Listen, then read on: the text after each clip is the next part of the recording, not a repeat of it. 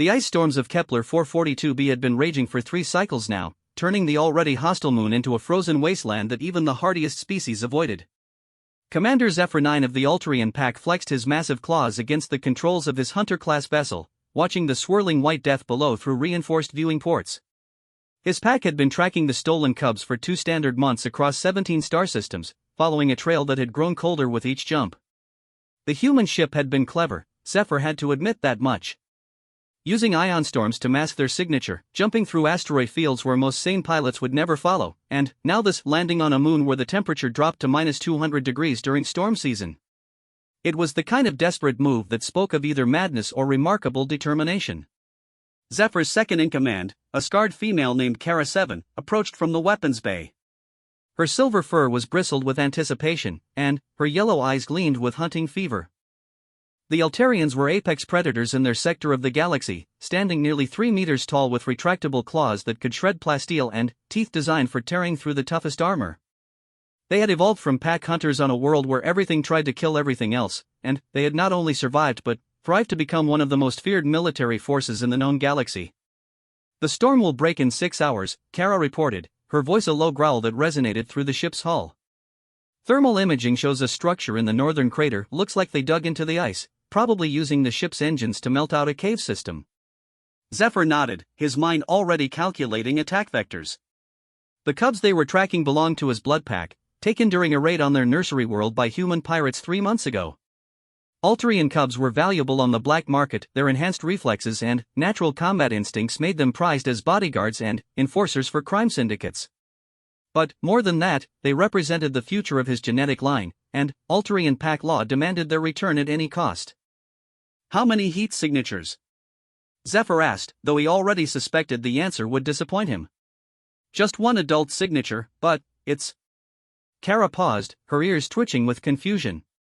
"It's strange.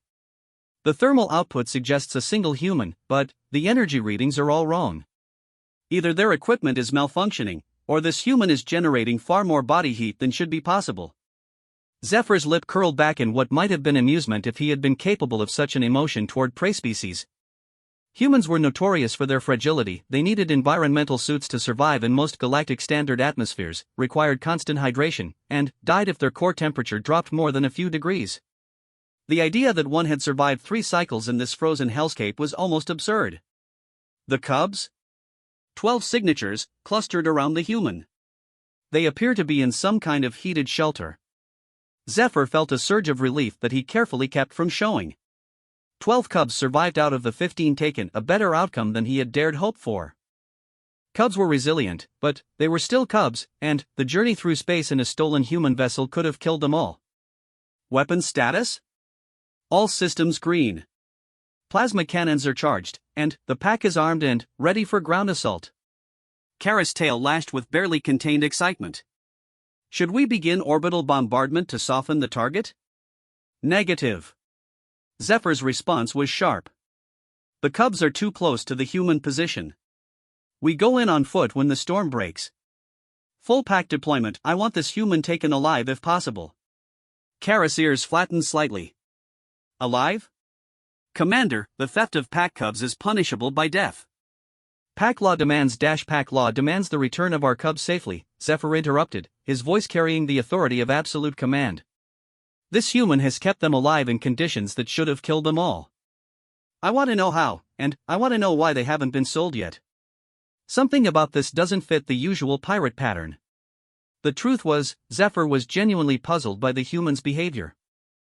Pirates typically sold their cargo as quickly as possible. Holding onto stolen cubs for months was not only dangerous but expensive. Food, environmental controls, medical care, cubs required constant attention, and most criminals weren't willing to provide it when they could just sell them and move on to the next job. As the hours passed and the storm began to weaken, Zephyr reviewed what they knew about the stolen ship and its pilot. The vessel was a modified cargo hauler, originally registered to a human freight company but reported stolen 6 months ago. The last confirmed sighting before the raid was in the Proxima station, where someone matching the pilot's description had been asking questions about Alterian cubs, not their market value, but their dietary requirements, social needs, and behavioral patterns. That was another oddity that nagged at Zephyr's tactical mind. Most criminals who dealt in living cargo knew nothing about the species they trafficked except their selling price. This human had specifically researched Alterian child-rearing, which suggested either an unusually dedicated criminal or something else entirely. The storm finally began to break as Kepler's distant sun crested the horizon, casting long shadows across the frozen landscape. The temperature rose to a balmy -50 degrees, practically tropical by the moon's standards. Zephyr suited up in his combat armor, a powered exoskeleton that enhanced his already formidable strength and provided protection against energy weapons and environmental hazards. His pack consisted of 8 of the finest warriors in the Alterian fleet, each one a veteran of dozens of successful hunts. They had fought pirates, rebels, and even the occasional rogue AI, always emerging victorious through superior tactics and overwhelming force. A single human, no matter how resourceful, would not present a significant challenge. The drop pods launched in perfect formation, cutting through the thin atmosphere like silver bullets. Zephyr felt the familiar rush of anticipation as the ground rushed up to meet them, his combat instincts sharpening to a fine edge. This was what Alterians were born for: the hunt, the chase, the inevitable victory over their prey. They landed in a rough circle around the crater where their sensors had detected the humans' hideout, plasma rifles charged and ready. The ice crunched under their boots as they advanced, their enhanced vision picking out details in the blue-white landscape that would have been invisible to most species. Zephyr could see the entrance to the cave system now, a carefully concealed opening that had been melted and refrozen to look natural from orbit. As they approached, Zephyr's enhanced hearing picked up something unexpected: the sound of Alterian cubs playing. Not the weak cries of sick or frightened children, but the vigorous growls and yips of healthy young predators engaged in mock combat. His pace quickened despite his tactical training, and he had to force himself to maintain proper formation. The cave entrance was larger than it had appeared from a distance, easily big enough for an Alterian adult to pass through without ducking. The walls were smooth ice, but Zephyr could see that they had been reinforced with some kind of polymer spray that would prevent collapse. Someone had taken considerable time and effort to make this place structurally sound. Heat washed over them as they moved deeper into the cave system, and Zephyr's armor automatically adjusted his temperature regulation. The human's thermal source was just ahead, along with the unmistakable scent markers of his cubs. His pack spread out in standard hunting formation, covering all possible escape routes and angles of attack. They rounded the final corner and stopped dead. The cavern beyond was huge, carved out of solid ice and heated by a fusion generator that hummed quietly in one corner. The floor was covered with some kind of insulating material, and the walls were decorated with crude drawings that Zephyr recognized as Alterian child art. But what froze every warrior in the pack was not the surprisingly comfortable living space, but its occupants. 12 Alterian cubs, ranging in age from barely weaned to nearly adolescent, were scattered around the cavern engaged in various activities. Some were play fighting in a corner, their tiny claws carefully sheathed as they tumbled over each other. Others were working on what appeared to be lessons, drawing symbols and letters on ice tablets with thermal styluses. A few of the younger ones were napping in a pile of what looked like heated bedding. And, in the center of it all sat a human. Zephyr had seen humans before, of course, but always in environmental suits or climate-controlled spaces. This one wore nothing but simple cold-weather clothing that any colonist might use, sitting cross-legged on the floor while 2 of the smallest cubs dozed in his lap. He was a typical example of his species, barely 2 meters tall, pale skin, brown hair, and those unsettling forward-facing eyes that marked his kind as evolved predators despite their otherwise fragile appearance. What was not typical was the complete lack of fear or aggression in his posture as 8 fully armed Alterian warriors emerged from the tunnel with weapons trained on him. He simply looked up from the datapad he had been reading, smiled slightly, and said something in perfect Alterian that made several of the cubs look up and growl in what sounded like greeting. "Hello," the human said, switching to Galactic Standard. "I was wondering when you would arrive. The cubs have been asking about their families." Zephyr's tactical mind struggled to process what he was seeing. This was not a pirate's lair or a slaver's holding facility. This was a nursery. The human had created a safe, warm environment for the cubs and was apparently caring for them. Teaching them. Playing with them. One of the older cubs, a female with distinctive markings that Zephyr recognized as belonging to the Crimson Fawn bloodline, padded over to the human and said something in the cub's simplified version of Alterian. The human responded in the same dialect, patting the cub's head gently before looking back at Zephyr. "They want to know if you're here to take them home," the human translated. "I told them probably, but that they should ask you themselves." Kara 7's weapon wavered slightly, and Zephyr could sense the confusion rippling through his pack. This was not how hunts were supposed to go. Prey was supposed to fight or flee, not sit calmly and engage in conversation while their stolen property asked to go home. "You are under arrest," Zephyr announced, falling back on standard procedure when tactics failed him, for the theft of Alterian cubs and violation of pack law. "Surrender now and you will be allowed to live long enough to face trial." The human smile faded slightly, but he made no move to run or reach for weapons. Instead, he gently moved the sleeping cubs from his lap and stood up slowly, hands visible and empty. "I understand your anger," he said quietly, "but before you arrest me, there are some things you need to know about what really happened to these cubs, and why I brought them here." One of the cubs, apparently recognizing the tension in the air, padded over and wrapped its small arms around the human's leg in an unmistakably protective gesture. Then, another joined it, and another, until all 12 cubs were clustered around the human, facing the Alterian warriors with their own tiny growls and bristled fur. Zephyr stared in shock. Alterian cubs were instinctively afraid of strangers, especially armed ones. They should have been cowering or hiding, not defending their captor. "Unless they don't see you as their captor," he said slowly, the pieces of the puzzle beginning to form a picture he didn't like. "They see you as their protector." The human nodded. "My name is Thomas Chen, and I used to work for Planetary Services Corporation as a xenobiology specialist. 3 months ago, I was on Alteris Prime investigating reports of illegal cub trafficking when I witnessed a raid on one of your nursery facilities. These cubs weren't stolen by pirates, Commander. They were sold by someone inside your own government."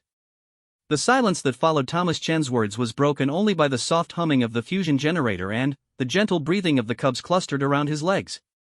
Zephyr felt something cold settle in his stomach that had nothing to do with the temperature outside the cave.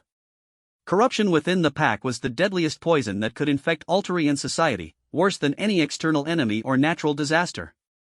"That is a serious accusation, human," Kara 7 growled, though her weapon had lowered slightly. "Do you have proof?" Thomas reached slowly into his jacket, movements deliberate and visible to avoid triggering the warrior's combat reflexes. He withdrew a small data crystal, holding it where everyone could see. "Everything is here. Financial records, communication logs, surveillance footage from the nursery. Someone in your pack council has been selling cubs to criminal organizations for over 2 years." Zephyr's claws extended involuntarily, scoring deep marks in the cave floor. The thought of cubs, helpless, innocent cubs, being sold like livestock by their own protectors triggered a rage so deep it threatened to overwhelm his tactical thinking. But he was a commander, trained to think beyond his emotions, and questions needed answers. "Why should we believe you?" he asked, though part of him already did. It would explain so many things: how the pirates had known exactly when to strike, which nursery facilities to target, how they had bypassed security systems that should have been impregnable. Thomas gestured to one of the older cubs, a male with distinctive scars across his left shoulder. "Ask Kextar about the night they were taken. Ask him who opened the doors for the attackers." Zephyr's head snapped toward the cub in question. Kextar was from the Stormwalker bloodline, barely 6 standard years old but already showing the keen intelligence that marked his genetic line. The scars were new, fresh enough that they had to have come from the raid itself. In the Alterian language, Zephyr asked, "Kextar, can you tell me what happened the night you were taken?" The young cub's ears drooped as he remembered, but his voice was steady. "Administrator Veltaros came to the night nursery and said we were being moved to a new facility for our safety. He had guards with him, but they smelled wrong. Not like pack, like the ones who hurt Keeper Emitiana when she tried to stop them." Zephyr's blood ran cold. Veltaros was a high-ranking member of the Pack Council, responsible for cub welfare and protection. If he was involved in trafficking, then the corruption went to the very top of their government. "The guards hurt Keeper Emitiana?" Kara 7 asked, her voice deadly quiet. "She tried to protect us when she realized something was wrong," another cub, a small female named Iriska, spoke up. "Veltaros said she had an accident, but we saw. They hit her with stun weapons until she stopped moving." Thomas's jaw tightened. Emitiana was a good person. She died trying to protect these cubs, and Veltaros reported it as an accident during evacuation procedures. That's when I decided I couldn't just file a report and hope someone else would handle it. "So you stole them yourself?" Zephyr struggled to understand the human's logic. Why not contact pack authorities directly? Because I didn't know how deep the corruption went, Thomas replied. For all I knew, the entire pack council was involved. These cubs were supposed to be shipped off-world within days. I had to get them away from Alteris Prime immediately, and I couldn't risk going through official channels. One of Zephyr's warriors, a young male named Torven, stepped forward. Commander, this could all be an elaborate deception. Humans are known for their ability to manipulate others. Before Zephyr could respond, something unexpected happened. Kekstar, the scarred cub, left Thomas's side and walked directly up to Torven, looking up at the towering warrior without fear. Thomas doesn't lie to us, the cub said firmly. He keeps the food warm and teaches us pack songs and tells us stories about our families. He promises every day that he's trying to get us home safely, and he never breaks promises. Irisca nodded agreement. When Genera got sick from the cold, Thomas stayed awake for 3 days making sure she was okay. He gave her his own food when we didn't have enough. Pirates don't do that. Zephyr found himself in the unusual position of having his tactical assumptions challenged by cubs who were barely old enough to speak in complete sentences. Everything about this situation contradicted his understanding of how hostage scenarios were supposed to unfold. The cubs showed no signs of Stockholm Syndrome or coercion, their defense of the human appeared to be genuine gratitude and affection.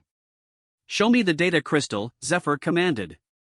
Thomas tossed it to him with an easy underhand motion that spoke of trust rather than desperation.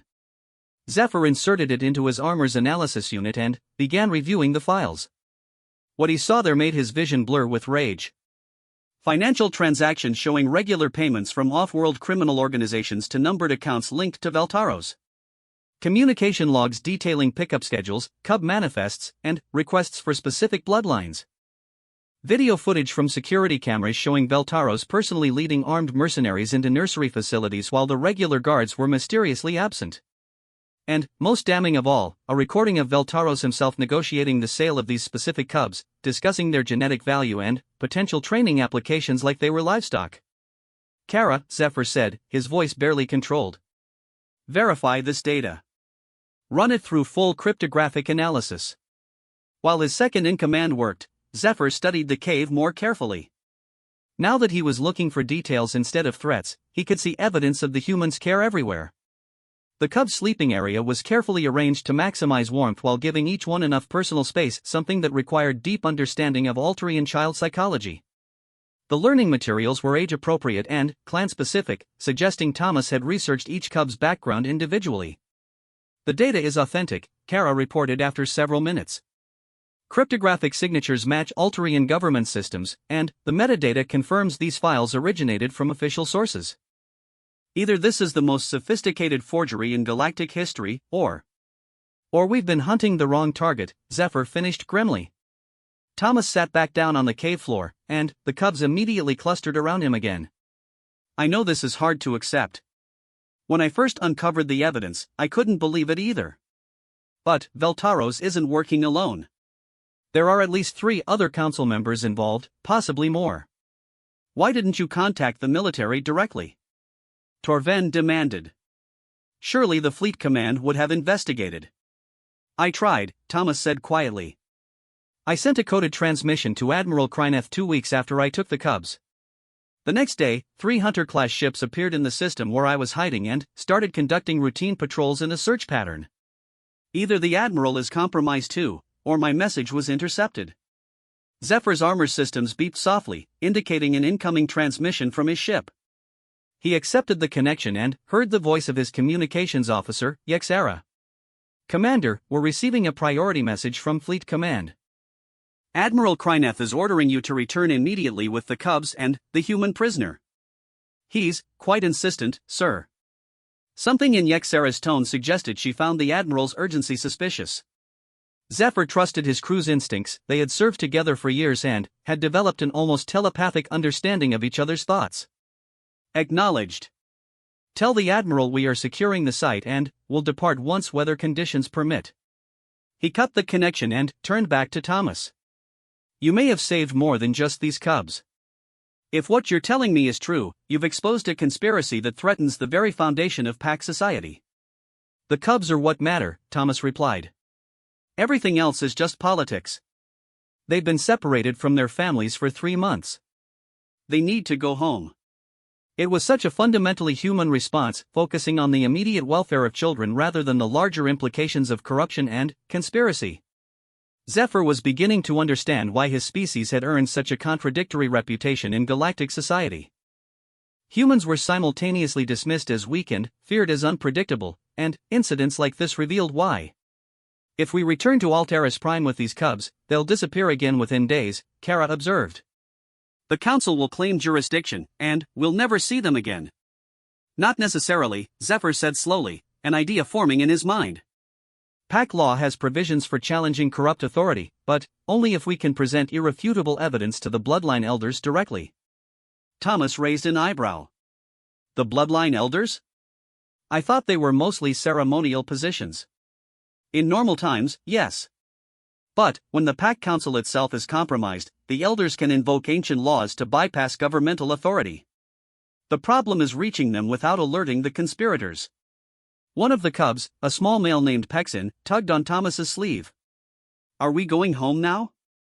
Thomas looked at Zephyr, and the Alterian commander saw something in those strange human eyes that he was beginning to recognize as parental protectiveness. This wasn't a captor trying to maintain control over valuable cargo. This was a caretaker genuinely concerned about his charge's welfare. That depends on Commander Zephyr, Thomas said gently. But I think we're going to try. Zephyr made his decision. Kara, signal the ship. Tell them we're experiencing technical difficulties and we'll need additional time to secure the prisoners. Torven, start downloading everything from that data crystal to our secure storage. I want multiple copies with different encryption keys. What's the plan? Thomas asked. We're going to do something that's either brilliant or suicidal, Zephyr replied. We're going to hand-deliver these cubs and your evidence directly to Elder Morgan of the Blood Fawn clan. She's the one person on Alteris Prime who definitely isn't part of this conspiracy. How can you be sure? Zephyr's expression was grim. Because 3 of these cubs are her great-grandchildren. If Veltaros thought he could buy her cooperation, he wouldn't have dared to take them in the first place. The implications of that statement hung in the air like a physical weight. Stealing from the Blood Fawn clan wasn't just corruption, it was an act of war that could tear Alterian society apart if it became public knowledge. There's something else you need to know, Thomas said quietly. The cubs aren't the only victims. I found evidence of adult Alterians being sold as well, political prisoners, dissidents, anyone who might threaten the conspirators' power. This goes far beyond child trafficking. Zephyr felt the last of his certainties crumble. If Thomas was right, then, they weren't just dealing with a few corrupt officials. They were uncovering what amounted to a shadow government that had been selling their own people for profit. Outside the cave, the storm was beginning to pick up again, but, inside the warm shelter, plans were taking shape that would either save the Alterian pack or destroy it entirely. And, at the center of it all sat a fragile human who had risked everything to protect children that weren't even his own species. It was, Zephyr reflected, a very human thing to do. The plan they developed over the next several hours was audacious in its simplicity and terrifying in its implications. Rather than attempting to sneak back to Alteris Prime undetected, they would do exactly the opposite, make their arrival as public and ceremonial as possible. Elder Morgan would be contacted through ancient bloodline protocols that predated modern communication systems, channels that couldn't be monitored or intercepted by the current government. Thomas worked with the cubs to prepare them for the journey, explaining carefully what they were about to do and why it was important. The human's understanding of Alterian child psychology continued to amaze Zephyr. He knew instinctively how much information to share without overwhelming young minds, and how to frame dangerous situations in terms that acknowledged real risks without creating paralyzing fear. We're going to see the Elder? Kekstar asked excitedly. The one in the stories? Elder Morgan, Thomas confirmed. She's very old and very wise, and she needs to hear what happened to all of you. But there might be some people who don't want her to hear the story, so we'll need to be very careful. Iriska, who had emerged as the unofficial leader among the cubs despite her young age, raised a tiny clawed hand. Are we going to see our real families too? Thomas exchanged glances with Zephyr, and the commander nodded slightly. Yes, Thomas promised. But first we need to make sure it's safe for you to go home. That's why Elder Morgan needs to hear the story. While Thomas handled the Cubs' emotional preparation, Zephyr and his team worked on the tactical aspects of their return. The key was timing and presentation. They needed to arrive during daylight hours when the greatest number of witnesses would be present, and they needed to follow traditional protocols that would invoke the protection of ancient laws. "We'll land at the ceremonial spire rather than the military base," Zephyr explained to his team. "Once we're on the ground, we request formal audience with the bloodline elders using the right of tribune. That puts us under their protection until the hearing is complete." Kara 7 looked worried. "Assuming we make it to the ground intact. The moment we enter Alterian space, Fleet Command is going to want to know why we're deviating from orders." "Leave that to me," Zephyr said grimly. "I'll invoke pack right. No ship commander can be ordered to turn over Cubs to anyone except their bloodline representatives. If Admiral Kryneth wants them, he'll have to explain to the elders why the military is interfering in bloodline matters." It was a dangerous gambit.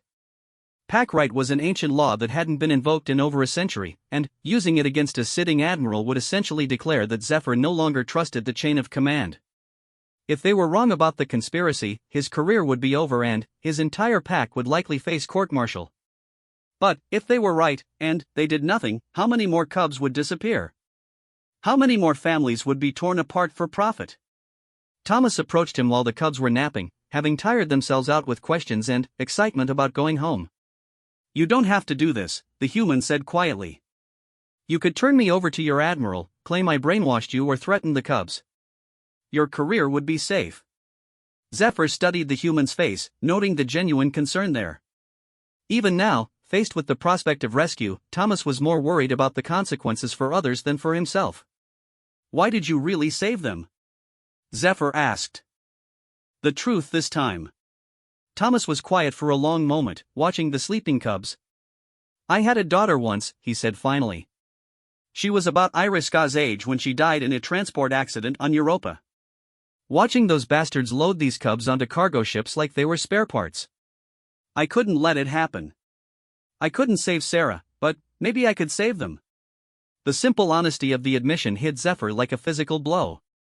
This wasn't about heroism or politics or even justice. It was about a grieving father who couldn't bear to watch other children suffer when he had the power to prevent it. It was the most fundamentally human motivation Zephyr could imagine, and it explained everything about Thomas's behavior over the past 3 months. "Your daughter would be proud," Zephyr said, meaning it. Thomas's smile was sad but genuine. "I hope so. She always wanted to meet aliens when she grew up.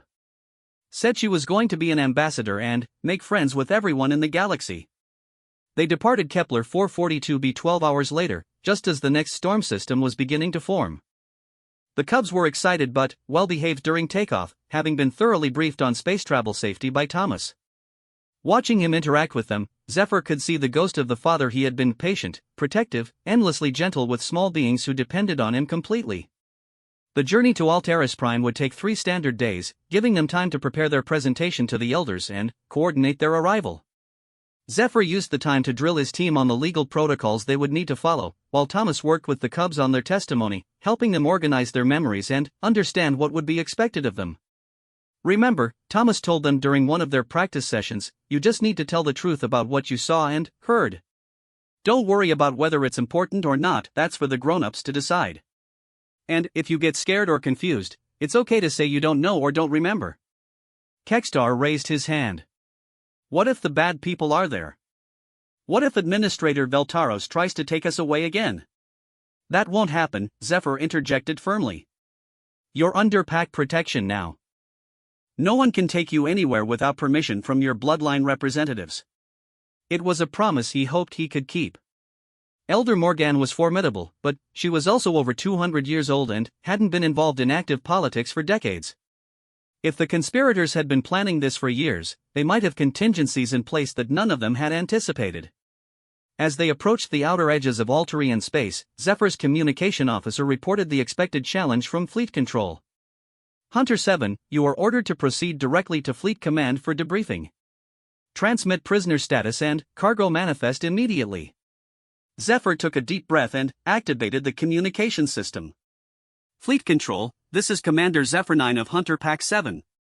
I am invoking Pack right under Article 12 of the Bloodline Codes. I carry cubs of multiple bloodlines who will be delivered only to their lawful representatives. The silence that followed lasted nearly 30 seconds, an eternity in military communications. When the response came, it was in Admiral Krynetha's voice personally. Commander, you will follow your orders or face immediate court-martial. Land at Fleet Command now. Negative, Admiral. Pack right supersedes military authority in bloodline matters. I am proceeding to the ceremonial spire to request formal hearing with the bloodline elders. Another pause, this one shorter but somehow more ominous. Commander, I'm ordering the 6th Fleet to intercept and escort you to Fleet Command. Do not make this more difficult than it needs to be. Kara 7 looked up from her sensor display with alarm. Commander, I'm reading 12 ships moving to intercept. Hunter class and above. They'll be in weapons range in 6 hours. Zephyr felt cold certainty settle in his stomach. A military force that size wasn't meant to escort anyone, it was meant to ensure compliance through overwhelming firepower. The Admiral was willing to risk firing on cubs rather than let them reach the elders. Signal the ceremonial spire, he ordered. Priority transmission on the bloodline emergency frequency. Tell Elder Morgan that we carry cubs of the Blood Fawn, Stormwalker, and Crimson Tide clans, and we request immediate sanctuary under ancient law.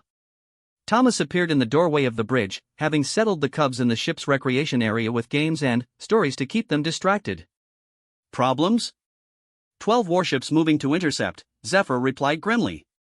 The Admiral really doesn't want us to reach the surface. Can we outrun them?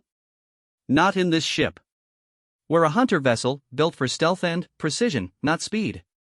In a straight race, they'll catch us well before we reach the planet. Thomas studied the tactical display, his human mind working through possibilities that might not occur to Alterian thinking. What if we don't run straight? Explain. The asteroid mining operation in the outer system, the workers there are mostly civilians, right? How would it look if the Admiral ordered military vessels to fire near civilian operations? Zephyr's ears perked up as he understood the implication. Political cover. If we route through the mining fields, any weapons fire could endanger civilian workers. The Admiral might be willing to risk cubs, but not a scandal involving civilian casualties. Exactly. And it gives us something else too: witnesses. Civilian miners have no military loyalty, and they have their own communication networks. Whatever happens next, we make sure lots of people see it. It was brilliant in its simplicity, and thoroughly human in its understanding of political optics. Zephyr began plotting a course that would take them through the densest part of the asteroid mining operation, broadcasting civilian traffic control codes that would announce their presence to every mining operation in the system. All ships, be advised that military vessels are conducting operations in this sector. Maintain safe distances and record all activities for insurance purposes. The message went out on civilian frequencies, ensuring that hundreds of the ancient amphitheater of the ceremonial spire had not hosted a full bloodline assembly in living memory. As Thomas stepped off the transport with 12 excited cubs clustered around him, he found himself facing nearly 3,000 Alterians representing every major clan and bloodline on the planet. The air thrummed with barely contained energy as traditional enemies sat beside each other, united by the unprecedented nature of the gathering. Elder Morgan approached them with measured steps, her ancient joints protesting but her bearing still regal. At her side walked 3 other elders, each representing one of the great clans. Thomas had studied Alterian culture during his time caring for the cubs, but seeing the living embodiments of their oldest traditions was humbling. Commander Zephyr 9, the elder's voice carried clearly across the plaza despite her advanced age. You invoke pack right and claim protection for cubs of our bloodlines. Do you swear before the assembly that these young ones were taken against our laws? I do so swear, Elder Morgan, Zephyr replied formally, dropping to one knee in the traditional gesture of respect. His entire pack followed suit, their weapons laid down in symbolic submission to civilian authority. The elder's ancient eyes shifted to Thomas, studying him with an intensity that made him feel like she was looking directly into his soul. And you, human. You are accused of stealing our cubs, yet you stand here freely and return them to us. Explain this contradiction. Thomas had rehearsed this moment in his mind 100 times during the journey, but facing the assembled might of Alterian society made his carefully prepared words feel inadequate. Instead, he found himself speaking from the heart. Honored Elder, I did take these cubs from Altaris Prime without permission. But they had already been stolen from their families by those who were supposed to protect them. I couldn't save my own daughter when she needed me, but I could save these children from being sold like property to the highest bidder. A ripple of growls and snarls swept through the assembly at his words. The suggestion that cubs had been sold by their own protectors was the gravest accusation possible in Alterian society. Elder Morgan raised her hand for silence. These are serious charges, Human Thomas Chen. Do you have evidence to support them? Thomas nodded and activated a portable holographic projector that Zephyr had given him. The financial records, communication logs, and surveillance footage began playing for all to see. The assembly fell silent as they watched Administrator Veltaros personally negotiating the sale of cubs, discussing their genetic value and potential training applications with off-world criminals. The silence stretched for long minutes as the evidence played out in stark detail. When it ended, the elder turned to address the assembly. Let the record show that evidence has been presented suggesting corruption within our own government. But, before we pass judgment, we must hear from those most affected. Cubs of the Blood Fawn, Stormwalker, and Crimson Tide clans, will you speak for yourselves? Kekstar stepped forward first, his young voice carrying clearly in the hushed amphitheater. Elder, Administrator Veltaros came to our nursery and said we were being moved for safety. But, when Keeper Mitiana tried to protect us, his guards hurt her until she stopped moving. Then, they put us on a ship with bad-smelling strangers who wanted to take us far away. Iriska joined him, her small frame dwarfed by the massive gathering but, her spirit undaunted. Thomas found us on the ship. He could have left us there, but he didn't. He made us safe and warm and promised every day that he would find a way to bring us home. One by one, the other cubs added their voices to the testimony. They spoke of the night they were taken, of the guards who smelled of fear and violence, of Veltaros's cruel indifference to their tears. And they spoke of Thomas, how he had learned their names, their favorite foods, their family histories. How he had sung them to sleep with half-remembered lullabies in broken Alterian and stayed awake during ice storms to keep their shelter warm. As the cubs spoke, Thomas noticed movement in the upper galleries of the amphitheater. A group of figures in official government robes had entered and were conferring quietly among themselves. He recognized Administrator Veltaros among them, the man's face a mask of calm authority despite the damning evidence being presented below. Elder Morgan noticed them too. Administrator Veltaros, she called out, her voice carrying the weight of absolute authority. You stand accused by these cubs and by the evidence presented. Do you wish to respond? Veltaros descended to the speaking floor with confident steps, flanked by two other officials Thomas didn't recognize. When he spoke, his voice was smooth and reasonable, the tone of an experienced politician addressing a difficult situation. Honored elders, these accusations are the product of misunderstanding and human manipulation. The cubs were indeed moved from their original facility, but only because we received intelligence about a planned attack by pirates. The human intercepted them during this emergency evacuation and has spent months indoctrinating them to support his fabricated story. Thomas felt his heart sink as murmurs of uncertainty rippled through the assembly. Veltaros was good, his explanation was plausible enough to create doubt, and his status as a respected government official gave his words weight. But, then, something unexpected happened. Elder Morgan laughed. It was a sound like grinding stone, ancient and utterly without humor. Administrator, do you take us for fools? Do you think the bloodline elders have learned nothing in our long years? She gestured, and several other figures emerged from the shadows at the edge of the amphitheater. Thomas recognized them as Alterian military officers, but they wore insignia he didn't know. We have spent the past several days investigating your activities, Administrator. The Ancestral Guard may be old, but we are not blind. Show the assembly what we found.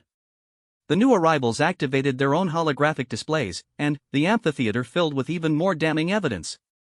Financial records showing millions of credits flowing into offshore accounts.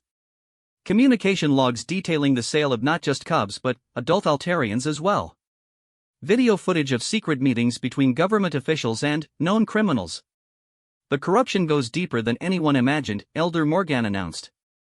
At least 7 members of the current Pack Council are involved in trafficking our people. They have sold over 200 cubs and 50 adult prisoners over the past 3 years. The assembly erupted. Thousands of voices raised in anger, grief, and disbelief as the full scope of the conspiracy became clear. Some families in the crowd were learning for the first time what had really happened to missing relatives. Veltaros and his companions tried to retreat, but found their way blocked by members of the Ancestral Guard. The ancient military order, dormant for decades, had been quietly reactivated by the elders as soon as they learned of the cubs' return. "You will stand trial before the Bloodline Council," Elder Morgan declared. "The old laws prescribe harsh penalties for those who betray the trust of cubs and families."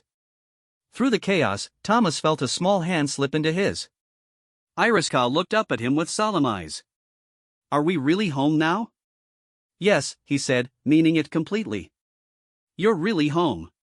As if summoned by his words, figures began emerging from the crowd: parents, siblings, grandparents who had not seen their cubs in months. The reunions were intense and emotional, with entire families collapsing together in tearful embraces while the larger drama played out around them.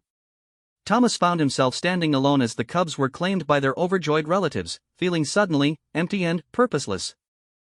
For 3 months, his entire existence had revolved around keeping those 12 young lives safe and healthy. Now that his mission was complete, he wasn't sure what came next. "Human Thomas Chen," Elder Morgan's voice cut through his melancholy. "Approach." He walked to where she stood, acutely aware that thousands of eyes were watching his every move. The ancient Altarian towered over him even more than the younger members of her species, her presence radiating authority earned through centuries of experience. "You have done our people a great service," she said formally. "How may we repay this debt?" Thomas looked around the amphitheater at the scenes of reunion and joy, at families made whole again despite the months of separation and trauma. "No debt exists, Elder. They were never mine to keep. I was just making sure they got home safely." Elder Morgan studied him for a long moment, then nodded slowly. "Spoken like a true parent. But the law demands recognition of your actions. The Bloodline Council grants you status as friend of all clans, with all the rights and protections that entails. You will always have a home among our people." It was, Thomas learned later, an honor that had been granted fewer than a dozen times in Altarian history. But, in that moment, all he could think about was a little girl named Sarah who had wanted to be an ambassador and make friends with everyone in the galaxy. Commander Zephyr approached as the formal ceremonies concluded, his expression thoughtful. "What will you do now?" Thomas watched Kekstar showing his parents the drawings he had made during their time in the ice cave, the young cub's excitement infectious as he recounted their adventures. "I don't know. I suppose I should find a new job. The Planetary Services Corporation probably isn't going to welcome me back after this. The Altarian fleet is always looking for xenobiology specialists," Zephyr said casually. "Especially ones who understand how to care for our cubs. The pay is good, and the work would take you all over the galaxy. Are you offering me a job?" "I'm suggesting that someone with your skills and moral compass might find the work rewarding." And Zephyr's expression grew more serious. "There are probably other trafficking operations out there that we don't know about yet. Other children who might need someone willing to put their welfare above regulations and politics." Thomas considered the offer. It would mean leaving human space, probably permanently. It would mean adapting to alien military protocols and customs. It would mean accepting that his life had fundamentally changed from the moment he decided to interfere with those bastards loading cubs onto cargo ships. But it would also mean that Sarah's dream of making friends with aliens might live on through his work. It would mean that other families might be spared the agony of losing their children to criminals who saw them only as valuable merchandise. "When do I start?" 3 hours later, as Altera's Prime's twin suns set behind the mountains surrounding the ceremonial spire, Thomasjan stood on the observation deck of an Altarian warship watching the planet fall away beneath them. His new quarters were sparse but comfortable, and his first assignment was already waiting in his secure terminal: investigate reports of missing persons from the vegan colonies that might be linked to the trafficking network they had just exposed. In the recreation area, several young Altarians from the ship's crew were playing with holographic toys and chattering excitedly about their day. They were too young to understand the politics of what had happened, but old enough to know that the scary stories about stolen cubs were over now. Thomas smiled and headed for his quarters. There was work to do, and, somewhere out there, other children might be waiting for someone to come bring them home. It was exactly the kind of job his daughter would have wanted him to have. Behind him, the stars wheeled in their ancient patterns, indifferent to the small dramas of the species that crawled across the surfaces of distant worlds. But, among those species, the story was already spreading, the tale of a human who had risked everything to save children that weren't his own, and the aliens who had learned that sometimes the greatest strength came not from claws and fangs, but from the simple refusal to let the innocent suffer when you had the power to help them. It was a very human story. And, in a galaxy full of predators and prey, that made it the most dangerous kind of story of all.